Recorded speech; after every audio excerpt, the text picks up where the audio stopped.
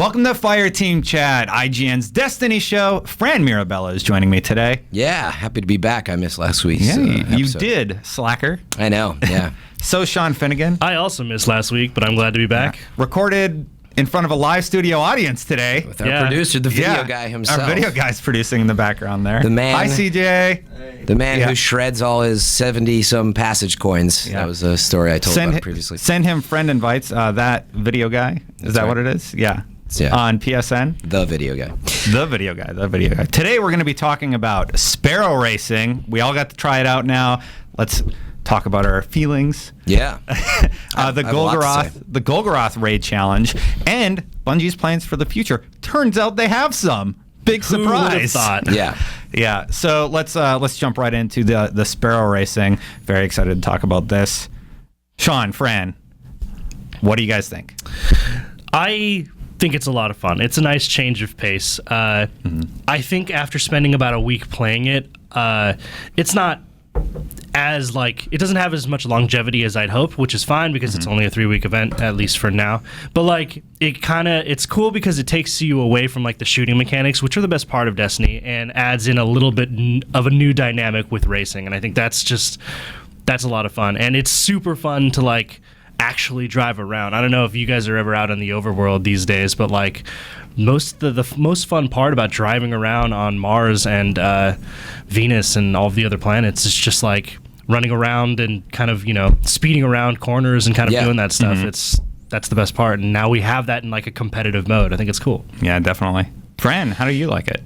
Yeah, I didn't know what to think going in. It was something we all asked for. Yeah. And then I'm like, wow, they actually did it, and it's significant. It's not, at first I thought it would be some checkpoint thing that they just add to the overworld and you can hop in and out or something and just have some fun.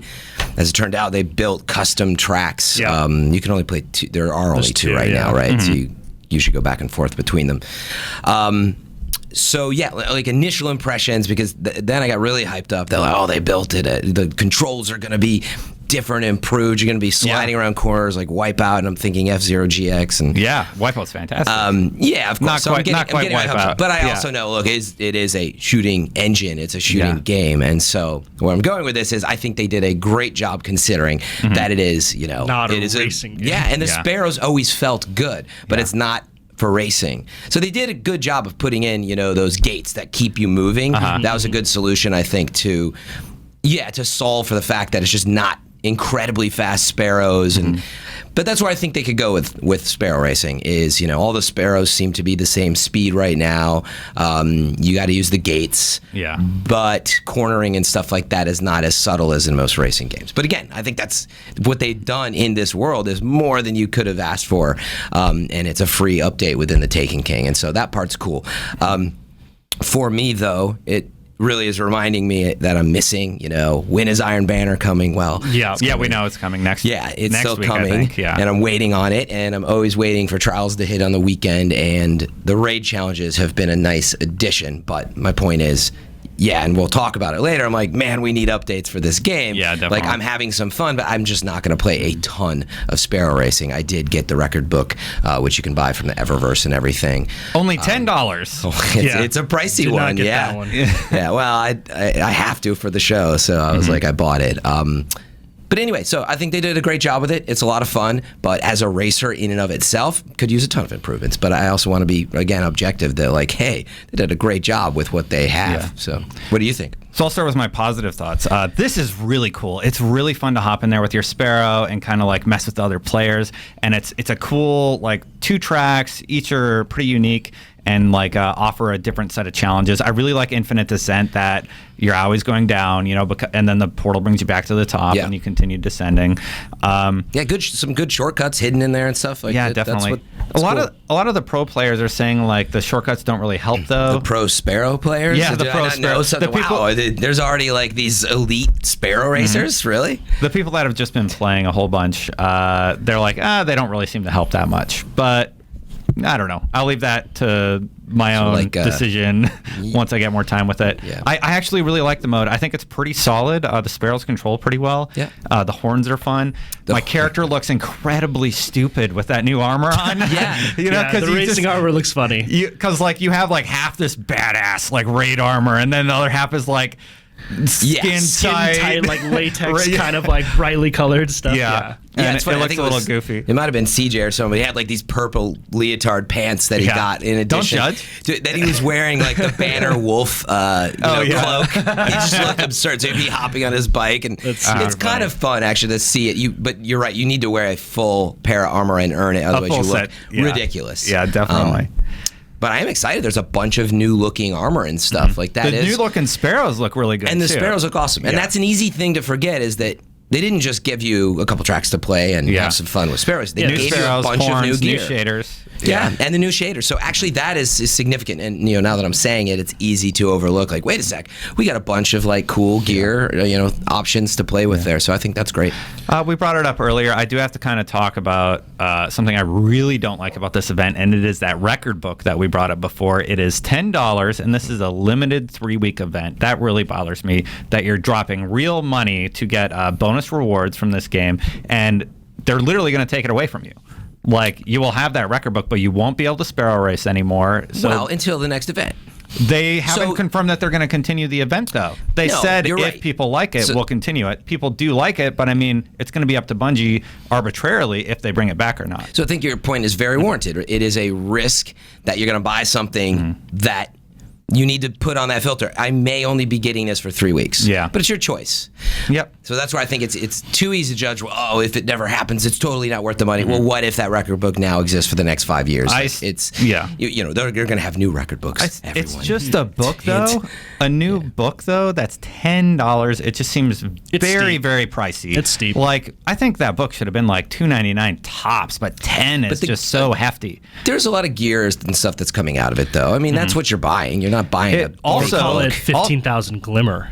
Let us use silver. Glimmer. Oh, yeah, Let right. us use Glimmer. Yeah. And then also, there was a glitch when it launched where people could just inspect the book and turn it in for rewards, so you didn't even need to buy it. You could go they preview. Fixed it. Oh, that's awesome. It was doing your challenges in the preview window. You could just go in and they fixed it really quick, obviously. Yeah, but a lot of people felt really burned for dropping the cash on this thing. And then because of the bug or because of the bug. Okay. So they're like, come on, like I spent $10 on this and people are getting the rewards for free. That's true. And people have been reaching out to Bungie for potential, getting their money back, and I haven't heard of that, but do that if you really feel that way. But they also patched it pretty quickly that I think relax a little bit. Yeah. Like the entire community did not, some people cheated it, but they fixed it pretty fast. My second problem is, again, with the Eververse Trading Company. People know that I don't really like this system, but I really don't like that it's a random chance at a Sparrow. If I am spending $5, it's $5 for a random chance at a random Sparrow. I should be able to pick what Sparrow I get. Like, I want the Fire Sparrow. I will pay $5 for that. True. It's like you get $5 to gamble for a chance at a Sparrow that you like. It's just a really weird system that I don't like at all. You've used the exact right words, and RNG is how gambling is, basically. Like, you don't know what you're going to get. You might get the same pull you got last time at the slots. Yeah. But now you're actually putting money in the slot machine, and you're pulling, and you might end up. I'm okay with RNG because that's kind of one of the bases of Destiny and a lot of MMOs and RPGs in general, which is fine. But when you're putting money in, that changes the game. Like, it shouldn't be as random, at least. Like, a little random. You literally are gambling now, and you already did this with the Festival of the Lost to get the blue skull. I needed 2 masks that I never got. Well, no, I didn't do it for the skull. I got that like my first package. But I needed the Cryptarch mask, which I never got, and I needed one of the other random ones to finish the bounties. Like Eris or Atheon. And I'm like, I'm not going to spend any more money on this because... Did you end up dropping like $40 on it? Well, IGN did, and I was never able to get the videos up of the mask things. Thanks, video team. I approved Destin's expense reports. Yeah. I was like, you're going to use my account next time when you roll the dice. It's a bummer, and I don't think it's a good system for the consumer. It's really anti-consumer, and I don't like that. I don't think it's anti-consumer, but I will say given the needs of, okay, I want to have some fun, I want to get really cool gear, and now you're paying for it. You do make a very good point, which is like you might just be rolling like $25 to get the one thing you care about. I need to take a look at that. I'm on your side. I don't think it's anti-consumer because the way I've played it is I don't buy anything. Like I didn't even spend the 400 silver they gave me just for free at the beginning because I don't care. I don't do any of that stuff. And you have that choice in Sparrow Racing. You can just play it and you can kind of do things at your own leisure and kind of do the bounties and not buy the book and not kind of go after any of the extra sparrows, and you'll still get those drops, just not as quickly. And your sparrow's not going to make clown noises, man. Yeah, to their credit. Is that worth $5 to you? To their credit, it's not tied to any bounties this week. So I will give them that, but I just don't like that. You're spending real money to get something that you're going to dismantle. Like I got a Sparrow that's total garbage, and I spent $5 on it. I think that is a very valid point. Obviously, they're still going to fall back and like, look, it's completely your choice. You know how it works. Yep. Yeah. But you're right. Like you are spending money, and it is the exact value of $1. And so when you get something that you just didn't want, it's kind of like, it really is exactly like either playing the slots or like those, machines where you just, the old school machines, you put the coin in and something falls out. Yeah. But like, it's almost never what you want. They would put the good stuff up top. I think it'd be better if they implement a system where you like drop the coin in and now you have to like drop a claw down into a random thing and try and pick up the one you want. Oh my goodness. Pull it out. New minigame in Destiny confirmed. Yeah. Final thoughts. Year 2 Vex. Oh crap! It just keeps falling. It's never gonna get out of there. Final thoughts before we move on from Sparrow Racing. Thumbs up for listening to fans. Thank you so much for making Sparrow Racing. It is a fantastic little thing that you did for fans. Still questionable on the microtransactions. I feel like that needs to be revisited and touched up. That's my personal final thoughts. I think it's fun to play. It's a great change of pace. I could have dealt with one more map, one more track. Yeah, 3 is a good number. 3 is a good number. Yeah, Fran? Yeah. I was just thinking about the multiple track stuff, and I would have more to say about that. But again, great addition, good execution, more than I expected. But man, it is really just illustrating, and I already had that feeling like we need more content. That's part of what we're going to talk about today. So, it's double feelings. Well, some of the other new content we're currently getting includes challenge mode in the raid. There's been 2 now. Yeah, this is the second one. We now have Golgoroth this week. If you're listening on Friday, it is Golgoroth right now, and then it'll change again during the reset. So this week, the challenge is everybody has to hold the gaze during each damage cycle, basically. I did this one yesterday. It wasn't that difficult. What do you guys think? Are these too easy? That was what I was going to say. Is so far, and we haven't seen Crota. Oryx yet. We haven't seen Oryx yet. And maybe that one will be difficult because that encounter is just a lot more difficult than the rest of the raid. But so far, they've been pretty easy. Yeah. Like, the very first time... I still don't mind that. It's called challenge mode, though. It should be a challenge, right? It's just a little challenge that they add to the game to, like, kind of give you a reason to come back and check it out. And you get really great rewards for doing it. I'm not complaining about the rewards. The rewards are great. Like, that's kind of the best part about it is now we're finally getting 320 gear, and you can get up to 320 light, which is awesome because... I think rewards are awesome. Yeah, before they integrated the challenge mode, I think my team was telling me that only 4 people in like the whole world had light level 320, and it's like that's an incredibly low number for how many people. Yeah. Well, it's possible. Yeah. I mean, there are 320 drops. You got to run 3 of one character and hope for 320s every week. You know? And then just there was be no 320 artifact. Lucky. So you could hit 320 without the 320 artifact? Was that the I don't know. bug if you didn't pick up Iron the artifact? Iron Banner had a chance to drop 320s. That's right. That's right. Yeah. I didn't know where the rewards came from, That's but it was possible. But very few people had done it. So if the rewards are great. Oh, no. I might be incorrect on that Iron Banner statement, actually. Yeah, I don't know where they would have gotten shells at up to 320, not artifacts. Yeah. Oh, anyway. There was that bug, that if you guys didn't hear about that, if you started your character, I believe, but never got the artifact, then it only calculated based on what's in your character set. Yeah. So if you never picked up the artifact, you could get the 320. That's what I heard. So maybe it had to do with that. Whatever the case, we're literally talking nobody had it. Yeah, very few people out there had it. I heard like you could count them on one hand. So the rewards that's are awesome. great. Yeah, and I was love immediately, just to stress this, I always complain about time invested versus the reward, right? That's where you really start to feel the grind and feel like, I like this game, but you're starting to really stretch me thin. Yeah. This was it was awesome. It was a much needed kick in the pants. Like I went from, 312 to like 317 or something really fast, and it felt good. The rewards were good because I have heavy weaponry I want to use, and I can't. We've talked about that before. So anyway, drops are good. The drops are great. I wish the challenges were a little bit harder. If it switches week to week, like instead of the same War Priest challenge next week will be Sisters. Right, no, but I mean like the next time we cycle around to get the War Priest, if it's not the same challenge, if it's a totally different challenge that changes it again, that would be cool. And maybe I could deal with that. But I doubt it. The War Priest challenge was like, when we jumped into that, I asked my team, I was like, all right, so what's the deal with this? And they were like, literally nothing changes. Now you can't have like the aura twice in a row. And I was like, okay, well, we kill him in 2 cycles anyway, so it doesn't matter. And they're like, that's exactly it. Same with the Golgoroth challenges. Initially, my crew did the 2 gaze or 2 people passing the gaze back and forth strat anyway. Yeah. So now, like, we were all very with 3 sets of people. Yeah, now we were already accustomed to timing it so that we didn't let the gaze drop off and have to deal with ads again. And now we're just doing that with not the same 2 people, but 6 people per phase. And it only takes like 4 orbs anyway. So the strategy that my team used was we label people players 1, 2, 3, 4, 5, 6. All the odd numbers are on one side, all the evens are on a number, or on the other side, on left and right. And then you do your DPS like normal. Somebody pulls gaze, he shoots the orbs, and everybody jumps in and DPSs. Of course, if you get the tainted light or whatever, you jump out and explode and then do more DPS. And then when he starts counting down 10, 9, 8, player number 2 grabs the gaze, then player number 3, then player number 4, then player number 5, and you just alternate while doing DPS. And then you set up again for the next round. Yeah. You don't do DPS for players 2 through 6. Just at player 1, you get the first 30 seconds. I suppose you could if you really wanted to, but we just found it super relaxing and easy to do it, where you just do 1 round of DPS, make sure everybody gets it. At the end. Yeah. Yeah, I think that strategy makes a ton of sense.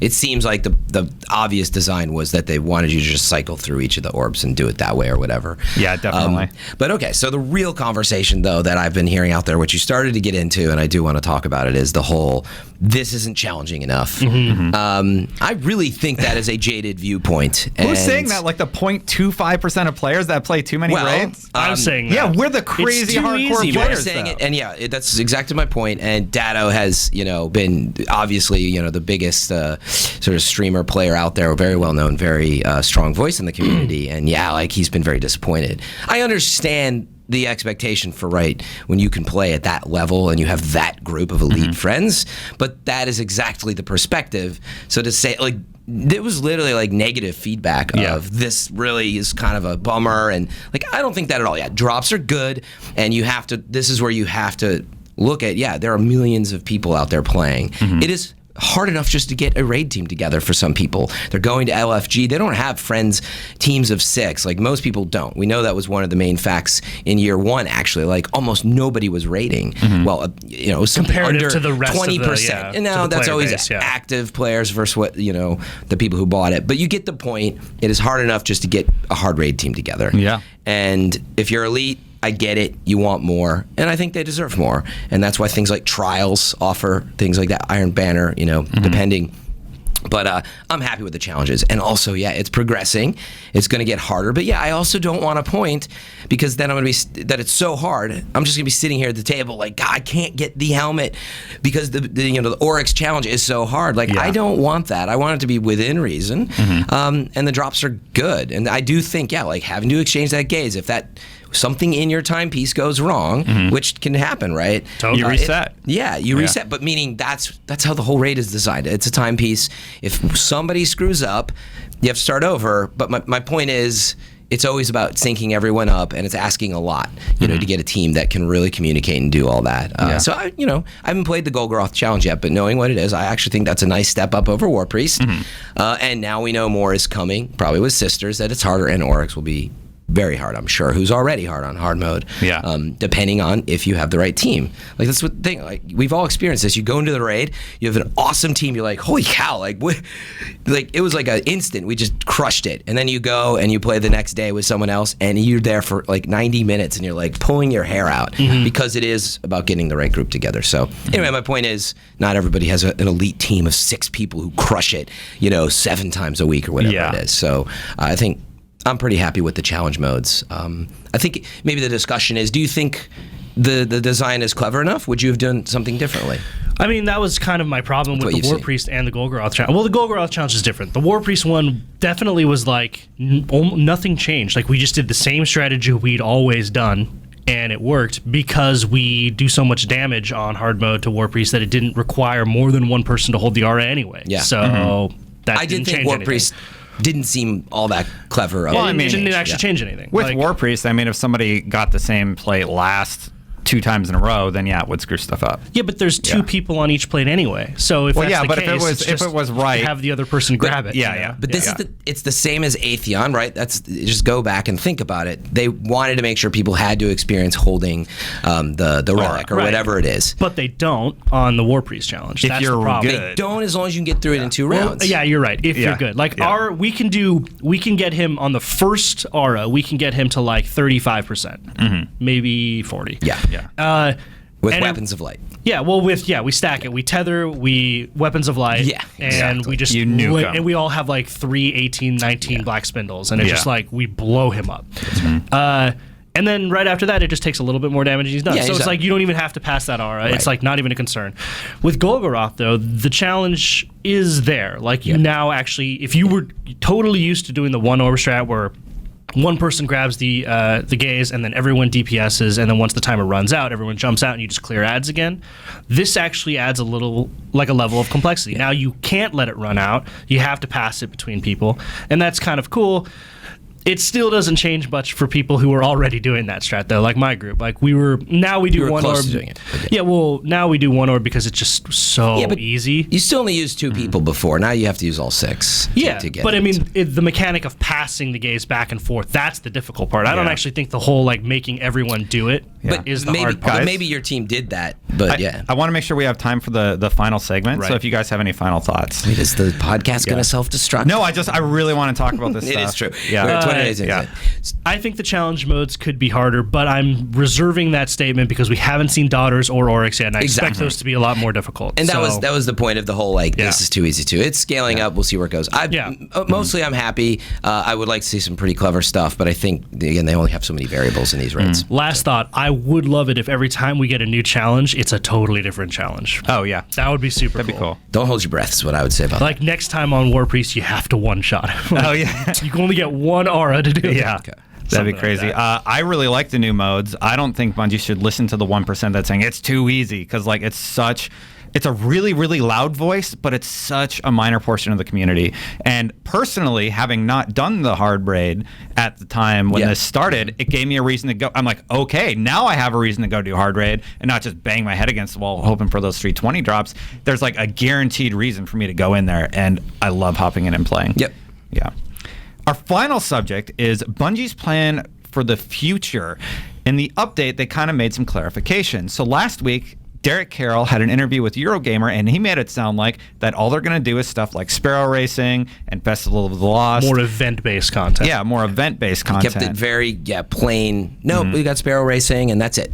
That's it. And we're all like, what? Because he's not allowed to say anything else. Probably scared out of his mind not to say the wrong thing. Well, in your interview with Deej at PSX, it was the same thing. Yeah, like, we have no plans for the future. Yeah. You call media training. Yeah, right. But you're right. But it backfired on them. Yeah. Yeah, because everybody's like, what? We're only going to get Sparrow Racing? Are you kidding me? It was difficult for me to understand how players even thought that would be the case. Like, obviously they're working on stuff. This is a huge game and a huge team. Yeah. But no, they did make a mistake, which is it's December. Dark Below came out a year ago, and you're not saying anything. Yeah. Sparrow Racing is an actual release. So naturally, the feeling is like, oh, I got Dark Below last year. All I get is Sparrow Racing. Yeah. Right? I feel like so a lot of people were feeling that. There was definitely an expectation for a big announcement. That's right. So anyway, they clarified. They clarified. Right. Eric Osborne on Twitter said, "Hey, 2016 is going to be great. We're working on fun stuff that's still in development." They could have left it there. Sparrow Racing League is live today, though.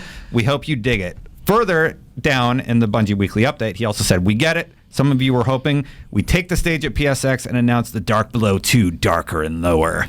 They didn't do that, but $45. Yeah, they did clarify new stuff is coming, and here's where that quote is. "The first of these early 2016 experiences will be on a scale close to Festival of the Lost. The second will be far larger than anything you've seen since the release of The Taken King." We'll talk about that in a second. Clever use of words. Yeah, Eric. and then there's also another significant update to the world and sandbox planned in the same window. That final quote gets me really excited. Yeah, the world might change. You know, the sandbox, sure, they're going to retool some stuff, but could they do something like they did in World of Warcraft, where like the world gets destroyed and things look different? Yeah, that's what I was going to say. I don't think like those art assets and the planets are so like those are big sandboxes. I think like changing them the way that Blizzard did in it was Cataclysm, where like the whole overworld that was previous, like from the previous expansions, got totally changed. I don't think that'll happen because that's just that seems like a huge change strikes endeavor. and missions. That would be amazing, though. That would could be be super a year cool. I don't think it's or realistic. 2, that is. Well, also, like, what would be the reasoning for that happening? I don't know. Set it up for Destiny 2. Maybe. Like, there's something has to be a threat. You kicked everybody's butt. So. Well, like in Cataclysm, a dragon came and literally wreaked havoc on the whole world. That's why it looked different. But there's nothing like that in Destiny, at least in my mind, that could, like, feasibly motivate something like that. But that's I don't know, that'd be really cool. Yeah, that would be really funny. Like the whole lineage. Yeah. I do think it's going to be, like Fran said, like just a new location. Or a new area of like an existing planet, you know?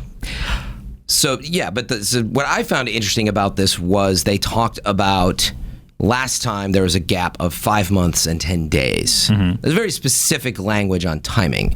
So there's pretty much, as I understood it, saying it will be fewer days than 5 months and 10 days that we're going to get something, you know, substantial. I think part of it is just saying, well, in January, you're going to get the next festival, whatever it is. But it sounded like this substantial thing is going to happen before that time is up. Snake's calling you. Snake. Metal Gear. Yeah. We always say that on my raid group every time we get gear. Sorry to interrupt you, friend. That's fine. Who called? Was it your mom? No idea. No idea. I'll leave it. Let's just move on. But anyway, so my point is, I think if you do the math, right, it came out in September. So, okay, October, 1 month, November, 2 months, December, 3 months, 4 months in January, in the middle of February. That'd be a good timeline. That's 5 months. Yeah. So maybe that substantial drop's coming before February 15th or around there. Late January, early February would be cool. That's basically before the end of February. I'm totally speculating. Talking about that drop, though, they said the second will be far larger than anything you've seen since the release of The Taken King. But before that, the first one's going to be the size of Festival of the Lost. Well, the qualifier there is since The Taken King. I was just about to say, let's talk about what they've done. So what have they done? Sparrow Racing League, Festival of the Lost. Those are the only two. That's it. And so those weren't that big. Well, challenge modes. Okay, they did that. Okay. Hard Raid came out. So that's, I guess. But those each were their own release. So it's going to be bigger than Hard Raid. Change. That was the change from normal, though. Yeah. So, okay, it could be a change like that. But you get the idea. It's not like there's been huge releases since then. But they could be doing one of two things. They're being pretty reserved because, there's not any huge DLC type drops, because that's still, right, kind of one of the big questions is, are they working too hard on that next big full game release? Or is there actually a DLC, out there? I would hope that it's a DLC. As much as I think Festival of the Lost is cool and Sparrow Racing is cool, like, to me, those are just like stopgaps for ways to change, kind of ways to kind of give players a change of pace. But when I think of content and DLC, like, it's additions to the core game, which is new places, new enemies, new guns, new things to shoot and kill, and gear to acquire. And that isn't what we've gotten yet. Yeah. And I think that's kind of what's a little bit worrisome about the way that that's phrased, is if it's not a DLC, I would be kind of disappointed. I really want some more story. I mean, we still don't know the final thing about the Queen, like what's going on there. There's a lot of questions left after the Taken King that I would like to see explored. Well, and also they did such a good job with Taken King in storytelling and making the NPCs that you interact with like really cool and interesting and unique with great dialogue and awesome cutscenes. And it's like, now that they've given us a taste of what they're actually capable of in that regard, that's all I want is more Cade, more the Queen story, like what's going on with her. Even Varix is getting a little bit more involved, and I think that's so funny because he is the worst. But yes, Guardian. I was gonna ask Destin to do this. And of course, like an airlock Guardian. And we had Eris, Morla on the show, and she was great in there. Like I would love to see her do more in that. And there's tons of potential with what's laid the groundwork. I think a lot of that's September next year. The next big release. Substantial release, right? The $65 release or whatever it is. The Return King. Yeah. And by the way, they, if you didn't catch it in there, they all but said that. I mean, I don't think it's rocket science, but you're going to get a full new release next year. It's not going to be a $45 release because that's what it's been up until this point. Taken King, remember, was not a full-priced game unless you hadn't owned it yet. So, but this could be that you have to buy the $60. So, what do you think the feasibility is of this? Of there being a $20 or so DLC before we get that big Destiny 2 release or whatever? Very high. Very high. Yeah. Personally, I mean, like, there's no way that they're just going to keep doing these little free things. There's going to be one big, exciting thing for the community. At least. I would have responded the exact same way if it wasn't for what the Eververse is doing right now and their strategy and obviously the revenue coming in from it. Well, because they did say they were going to drip feed content, right? Yeah. And so I'm kind of wondering if they're making enough now from Eververse that they're just going to release because it becomes, right, yeah, to the audience, it seems now free, but in fact, there's other people now picking up the tab. So potentially, they might just release something really substantial that's not, I am getting a little worried, it's not, the language isn't exactly, there's the next big release. There's something. But like any company, you got to hold your cards a little closer to your chest to announce at the right time. Yeah, definitely. And they need announcements next year, so we're not going to hear anything for a little bit. I talked to a lot of people at PSX, and we all kind of just felt like, Sparrow Racing, cool, where's the real announcement? And hopefully early next year. They said it themselves. Dark Below came out last year. That's what we all expected. Yeah. And again, that was a bit of the miss is to say, no, it's just Sparrow Racing. But that was, wait, where's Dark Below 2? You're right. So I think, in January, late January, I would guess is when we'd hear a bit more. Final thoughts here from me. I am super happy that ERC went out there and actually said something to clarify this. Genevieve actually reached out to us and was like, hey, we have stuff planned for next year, and we updated our story accordingly. Yeah. I'm glad they addressed that quote and cleared up that misconception because a lot of the big streamers and stuff, they were like, really? Like, we're worried. Yeah. We want more to do in this game. We love this world and we want to continue exploring. I'm super happy that there's this exciting little tidbit that they've given us. Well, I mean, I'm sure you guys saw it on Twitter too, but a lot of people are reaching out to us and being like, well, with that's no, it? Yeah, well, not even just that, but a lot of people were like, with no content coming from Destiny in 2016, like, will Fireteam Chat even be a thing? And I was like, we're going to keep talking about the game. Yeah, definitely. Oh, on that note, there's always a carrot on a stick. Think about it. When has there not been a carrot on a stick? Yeah, right. It's coming. We're going to wrap up the show there. I'm going to be out next week. I'm going on vacation for the holidays. So one of you guys are going to have to helm the show. Right. You and maybe get Jose back for an episode. The video guy's not back until next year, but yeah, right. We got old Brian out there. We'll take care of it. Exactly. Maybe we'll have to have on a special guest again like last time. Oh, that's exciting. Cool. We'll see. Fran, do you have anything you want to plug before we head out? Oh, man, I'm hungover today, so I just want to know that I can do this. Pulling back the curtain. Our holiday party, exactly. No, as always, please drop us a review and get into the comments. I always remind people that the conversation is too much. Why do you play this game? People are still playing this game. Why are you watching this video? So tell people what you're interested in. Have a conversation. I mean, that's why we do this. Honestly, we don't do this just to be heard. We do it to start the conversation and for you to have the conversation around it. Check us out on PS4, Xbox One, and our new channel, IGN 1, which is an always-on streaming experience. Sometimes it's live. A lot of times it's just quick-fire VOD content that's an easy way to sit back and watch stuff. It's still early. Give us your feedback there. But Fireteam Chat comes on the schedule sometimes. And I'm super happy that this show's still going. You guys are still tremendously supportive, so thank you so much. I mean, the show's not possible without you guys watching it, enjoying it, commenting, and letting us know that you want us to keep doing it, which is why we keep coming back every week. Yeah. So did we ever tell that story very quickly? There was someone who had reached out, but they weren't playing at all, and they gave up and they listened so much to the show that they eventually had brought them back to the game. Yeah. But they were just listening for months and months about the game that they don't play anymore. That bunch of the fans we met at PSX say, like, we don't even play the game, but we still listen to the show. Which is awesome. So, thank you guys for that. Yeah, thanks so much. Sean, anything you want to plug before we go? Yeah, I did a really cool commentary about Eve Valkyrie, the PC-driven sort of first-person VR spaceship shooter with Ryan McCaffrey. It's live on IGN right now. Very cool stuff. It's on the release for Oculus. The retail release of the product feels really good, and the game is a really great demonstration of what's possible with that new tech. So it's really cool. It's all live on IGN right now. Check that out. Also did a commentary on the R8 revolver in Counter-Strike Go with Chloe, the most overpowered weapon to be added to any video game ever. Yeah, it's basically the Halo 1 pistol. It's better than the Halo 1 pistol. Yeah, that's crazy. So that's live on IGN right now too. So check those out, and then follow me on Twitter at I'm Finnegan. I'm always looking for people to play Destiny and Halo with. Yeah, definitely. Yeah. All right, guys, that's all we have time for this week. So until next time, Guardians out.